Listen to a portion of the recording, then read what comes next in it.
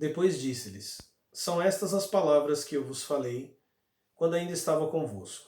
Era preciso que se cumprisse tudo o que está escrito sobre mim na lei de Moisés e nos profetas e nos salmos. Então abriu-lhes a mente para que entendessem as Escrituras e disse-lhes: Assim está escrito que o Cristo devia sofrer e ressuscitar dos mortos ao terceiro dia, e que em seu nome fosse proclamado o arrependimento para a remissão dos pecados a todas as nações, a começar por Jerusalém. Vós sois testemunhas disso. Eu acabei de ler o Evangelho de Lucas, capítulo 24, dos versículos 44 ao 48. Essa é uma série especial de vídeos, e no último dessa série, no último episódio dessa série, eu darei uma importante revelação sobre o livro de Philip K. Dick, Fluam as Minhas Lágrimas, disse o policial. Esse texto, tanto por críticos da igreja, críticos ateus ou seculares de todo tipo, como para críticos judeus religiosos, parece um absurdo, porque aqui Jesus diz que na lei de Moisés, nos profetas e nos salmos, estava escrito que ele deveria padecer, estava falando sobre ele. Diz que ele abriu a mente dos discípulos para que eles entendessem as Escrituras. Ele disse que nas Escrituras, ou seja, no Antigo Testamento, estava escrito que ele deveria sofrer, ressuscitar dos mortos ao terceiro dia, em que em seu nome fosse proclamado o arrependimento para a remissão dos pecados de todas as nações. Curiosamente, quando você observa a exegese e o duplo critério de muitos exegetas judeus, é que eles vão defender, na maioria das vezes, uma exegese cabalística, em que os sentidos são encontrados por vias místicas e gemátricas, e quando se deparam com este texto, eles vão fazer uma análise totalmente literal, o que já indica desonestidade na avaliação do texto. Eu quero entregar a vocês duas chaves aqui da própria Escritura, no Novo Testamento, para que vocês compreendam o que significa que Jesus disse, porque Jesus disse isso aos discípulos. Eu quero ler primeiro 1 Coríntios capítulo 12, versículo 12. Com efeito, o corpo é um, e não obstante tem muitos membros, mas todos os membros do corpo, apesar de serem muitos, formam um só corpo. Assim também é Cristo. Aí no versículo 13, pois fomos todos batizados no Espírito para ser um só corpo. Judeus e gregos, escravos e livres, e todos bebemos de um só Espírito. O apóstolo Paulo está dizendo aqui que a igreja é Cristo. Isso vai ser repetido por Santo Agostinho e por muitos outros santos e padres da igreja.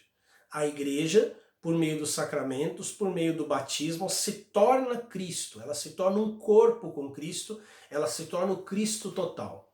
O que significa que esse texto que Jesus diz e revela, falava sobre mim, falava inclusive sobre a igreja. Ou seja, eu não preciso encontrar no Antigo Testamento todos os eventos da vida de Jesus, mas eu posso encontrar os eventos da vida de Jesus vividos por sua igreja. Esses eventos estarão no Antigo Testamento. O apóstolo Paulo fala em 1 Coríntios capítulo 10, citando as aventuras dos hebreus no deserto, ele diz: estas coisas foram escritas como alegoria e falavam a respeito de nós os cristãos. Gálatas 4,64, o apóstolo Paulo fala a mesma coisa, falando de Abraão, Sara e sua outra esposa, Agar, né? Aliás, a serva, né, da esposa. Ele diz: essas coisas foram escritas por alegoria. Então você encontrará essas repetições inúmeras vezes. Por que isso é importante? Se você ainda não viu o vídeo, os 7 selos, eu recomendo que você pare de ver esse vídeo, vá assisti-lo e então volte para cá. O vídeo 7 selos é meio que uma introdução a esse assunto que eu vou tratar aqui de maneira muito rápida. Nós voltaremos a ele no futuro. Um dos grandes homens da igreja, um dos grandes místicos da igreja foi Joaquim de Fiore, muito importante para nós no Centro de Estudos Teólogos. Joaquim de Fiore trouxe a doutrina, a ideia das 3 idades, os 3 períodos. Um período em que era regido pelo pai, o período da lei, um período regido pelo filho, a era cristã, e um período vindouro, que era a era do Espírito Santo. Essa imagem é uma ilustração do livro de Joaquim de Fiore, o Liber Figurarum, ou seja, o livro das figuras, em que Joaquim de Fiore explica justamente a história ligada à Trindade. Então você tem um primeiro círculo verde que representa o Pai. E o fato de ser verde tem a ver com a terra, tem a ver com fertilidade. Você tem o centro da história, que é o círculo azul, o Filho. E por fim, o círculo vermelho do Espírito Santo. 3 idades, a história como uma interação entre homens e Deus. Dentro dos círculos você também tem as letras aqui em latim, I, E, U, E, ou seja, Iod, Re, Vav, Re, que seria a transliteração em latim do nome de Deus. Uma vez que a letra E, seria o último Re da letra, está no círculo do Espírito Santo, isso se adequa com a doutrina cabalística de que no final dos tempos o Re perdido, a última letra, a noiva divina, será então resgatada. Essas ideias de Joaquim de Fiore antecedem muito a mentalidade cabalística que hoje para nós é muito comum. Por isso que várias vezes, em vários vídeos, em várias ocasiões, eu disse que a Cabalá nasceu entre cristãos e não entre judeus. Posteriormente, ela foi se tornando parte da tradição e da cultura dos judeus. Você tem em escritos antigos, uma Cabalá primeva, você vai ter sim uma tradição de Merkabá, mas essa tradição de Merkabá nem sempre é mística. Maimônides, por exemplo, dizia que a Merkabá era a elevação da consciência através da filosofia aristotélica. Ou seja, você tem uma mentalidade extremamente racionalista dentro da Cabalá. Uma outra imagem, também do Liber Figurarum, que explica por que eu comecei falando do Antigo Testamento e por que eu recomendei a você que assistisse o vídeo Os 7 Selos, é esta, a roda dos testamentos. Então o que você tem aqui, eu não vou explicar essa imagem, assim como a outra, eu não vou explicá-la detalhadamente, mas você tem um círculo maior, que representa o Antigo Testamento, essas rodas que são histórias, chamadas histórias especiais, são 4 histórias do próprio Antigo Testamento, Tobias, Judite, Esther, e você tem uma outra roda interna que é o Novo Testamento. Essa roda ainda está menor do que a roda superior, porque o Novo Testamento ainda não estava cumprido nos tempos de Joaquim de Fiore. Então ele dizia que essa roda deveria expandir-se até que elas estivessem iguais. Quando elas estivessem iguais, então o tempo da era cristã seria encerrado. Joaquim de Fiore associou essa imagem à visão de Ezequiel. Por isso que eu já disse também em textos que o Novo Testamento é a Merkabá de Deus.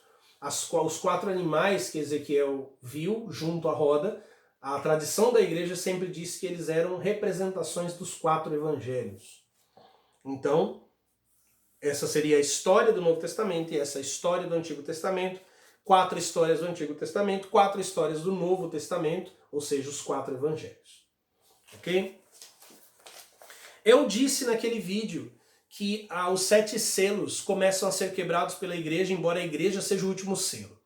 O que isso significa? Se você tem acompanhado meus textos, já me ouviu falando sobre a interpolação, se você estiver assistindo e participando do meu curso sobre Telema, talvez você até já saiba o que é a interpolação, eu tenho dito que a interpolação, e também meu vídeo recente, Os Argonautas do Deserto, lá eu dei muitas informações sobre o que seria essa interpolação. A interpolação poderia ser associada ao Antigo Testamento, ou seja, a escrita do Antigo Testamento foi uma criação que encobriu a criação original. Você também pode ver isso no meu vídeo As Duas Criações, onde eu comento capítulo 1, capítulo 2 do livro do Gênesis. Ali também está uma descrição das duas criações. Então o que Joaquim de Fiore dizia? Esse Antigo Testamento, o momento em que a lei é dada, ele é um princípio que precisa ser consumado. Essa consumação não se deu em Jesus, porque Jesus é apenas a frutificação.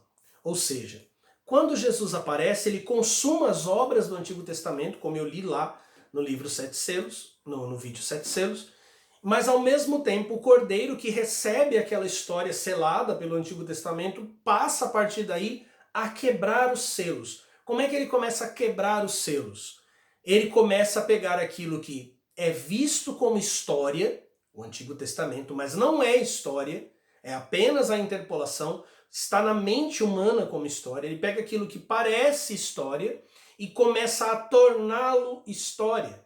Você pode perceber que por trás dessa ideia de Joaquim de Fiori, nós também temos algumas doutrinas cabalísticas recentes, em que cabalistas como Isaac Luria, por exemplo, disseram que os textos do Antigo Testamento, os textos bíblicos, eles estão em cascas, e que quando nós entendemos seus sentidos, nós desfazemos essas cascas e liberamos a luz que está ali dentro. Então Joaquim de Fiori, e muitos pais da igreja, mas Joaquim de Fiori foi além, propôs que a vida da igreja era o cumprimento e quebra do Antigo Testamento, ou seja, os cristãos estavam vivendo aquilo que estava escrito no Antigo Testamento, e isso é muito Kabbalah Pop, se você pensar comigo e se você tem acompanhado minhas ideias sobre Kabbalah Pop. Eu vou ler alguns trechos do livro Introdução ao Apocalipse, de Joaquim de Fiori, onde ele explica as suas ideias e porque ele entendia que a era cristã também teria um fim. Ele lê João 5,17, o meu pai, na verdade, opera até agora e eu também opero. Há muito tempo, o pai operou através dos pais. E aí ele cita Hebreus 1:1. Está escrito lá, Deus falou aos pais pelos profetas. E agora também Cristo opera através dos filhos, a fim de que todos honrem o filho do mesmo modo que honraram o pai. João 5:23. Então ele já faz uma divisão entre a idade do Antigo Testamento, dos pais, ou seja, Abraão, Isaac e Jacó. Deus falou com estes pais, com Davi e outros, por meio de profetas, e agora fala com os filhos através do filho. Na realidade, não é em vão uma roda dentro de uma roda, Ezequiel 1:16 e 10:36. Posto que o Novo Testamento procede do Antigo, ou a inteligência espiritual procede da letra, no momento em que a chave de nossa fé está assentada na confissão do Pai e do Filho. Não há dúvida que, em terceiro lugar, esperamos por um tempo, onde não seremos casados nem casadas, ou seja, não serão pais, não geraremos nem seremos gerados, mas seremos assim como os anjos do céu. Seremos assim como os anjos no céu. Seremos filhos de Deus como filhos da ressurreição. Observe que ele associa o casar e o gerar com a morte. É uma coisa óbvia, né? Você não pode morrer se você não tiver nascido. E você não pode nascer se você não tiver pais. Ele associa este processo a um processo de morte, que só pode ser vencido quando essas duas condições, ser pai de alguém, ser filho de alguém, forem suprimidas, forem derrotadas por um terceiro princípio, quando seremos como os anjos. Teremos certamente corpos espirituais, repletos do próprio Espírito Divino, de modo que a confissão da devoção que temos ao Pai e ao Filho, acrescida de uma perfeita completude no Espírito Santo, não necessite mais de alguma outra perfeição, pois possuiremos em nós a verdade das coisas. A verdade das coisas, ou seja, a verdade do ser, de tudo, que durante este tempo assegurará nossa esperança. Porquanto era assim oportuno que depois do pecado do primeiro homem, pela sua condição, o gênero humano voltasse gradativamente a conhecer o seu Criador, de tal modo que num primeiro momento preciso lançasse raízes no Pai. Ou seja, lançar raízes no Pai tem a ver com a fertilidade da terra, tem a ver com descer às profundezas, tem a ver com escuridão, tem a ver com umidade, tem a ver com entrar na matéria. Então eu preciso primeiro descer a matéria. Num segundo, germinasse no filho. Germinasse no filho. Germinar ainda não é frutificar. Então ele associa a idade cristã a um germinar no filho e em todos os filhos, ou todos os cristãos. E num terceiro, experimentasse a doçura do fruto do Espírito Santo. Depois ele diz, a despeito disso, a história literal nos sugere, e ele fala em história literal, ele está falando do Antigo Testamento. Joaquim de Fiori não aceitava a leitura cabalística, que veio bem depois, que lia o Antigo Testamento por meio de uma série de alegorias. Ele só aceitava que essas alegorias diziam respeito ao cristianismo e ao cumprimento do cristianismo. A história literal nos sugere a viva voz as obras do Testamento transcorrido para que a raiz da nossa fé estivesse verdadeiramente apoiada num sólido fundamento. De fato, as obras do Novo Testamento, e lá quando eu li os 7 selos, ele realmente termina dizendo que findas as histórias, é o que ele fala que é a história literal, ou seja, é para ser lido como está. Terminado a história, e depois quando ele vai contrastar o Novo Testamento, ele fala terminadas as obras. Então o que você tem no Antigo Testamento é uma história, e o que você tem no Testamento Novo, que é inclusive a vida da igreja, são as obras, o cumprimento daquela história, sem a qual a prisão de ferro negro, sem a qual a prisão da tridimensionalidade da entropia não pode ser quebrada, porque o Deus que começa a falar no Antigo Testamento é o Deus que cria o mundo material. De fato, as obras do Novo Testamento eram ainda futuras quando Cristo veio ao mundo, e porque naquele momento não podiam ser escritas de modo histórico, foram condensadas por meio de palavras proféticas no livro do Apocalipse, de tal sorte que as idades juvenis pudessem aprender, voando como andorinha, a tomar para si um alimento espiritual, e a rejeitar desde já a sabedoria de carne das palavras históricas, que são como um cadáver. Essa palavra histórica, que é um cadáver, está falando do Antigo Testamento. E essa palavra muito pesada você vai encontrar nas falas dos cabalistas. Por certo, no futuro, encontrar-se-á menos não só as palavras históricas, que são saber de terra, ou seja, o Antigo Testamento, saber da terra, da matéria, do solo, mas também cessarão as palavras místicas, previdentemente apresentadas por figuras e enigmas, o Novo Testamento. Essas palavras misteriosas, apresentadas em figuras e enigmas, são as do Novo Testamento. Posto que veremos a face de nosso Deus não mais através de figura alguma, senão no Espírito. Última passagem que eu quero ler aqui, que também é uma referência que você vai encontrar até no Zohar. Se quisermos chegar à doçura da noz, o fruto do Espírito, é necessário remover primeiro o invólucro exterior, depois a casca, e assim chega-se em terceiro lugar ao núcleo. O Zohar tem uma passagem muito parecida com essa, quando diz que as palavras da Torá são as suas vestimentas, seus mandamentos são seu corpo, mas deve-se buscar o Espírito que é interno. Esse texto foi escrito antes do Zohar. Importante que se diga isso, porque qualquer cabalista hoje vai dizer que o Zohar remonta ao século I. Um dos grandes estudiosos da tradição mística judaica, o Gerson Srollin, discorda e defende e explica por que ele acredita que o Zohar foi escrito no século XIII. Isso é muito importante, porque são quase 2 séculos depois de Joaquim de Fiore. De igual modo, o mistério que trataremos agora está coberto de forma extraordinária por uma dupla vestimenta, como se fosse de lã e de linho. E num terceiro plano subsiste a viva carne, viva porque está viva, ressuscitada. Ele está falando do corpo de Cristo, né, que é o que realmente buscamos. É preciso, pois, remover a túnica, no Antigo Testamento, para que apareça o linho, remover o linho para que apareça a carne. É preciso, pois, abrir o sepulcro para que apareçam os panos de linho de Cristo, rasgar os panos para que daí surja Cristo vivo. Certamente, quando o sepulcro for aberto, desvelar-se-á este mistério universal contido por inteiro em seu interior.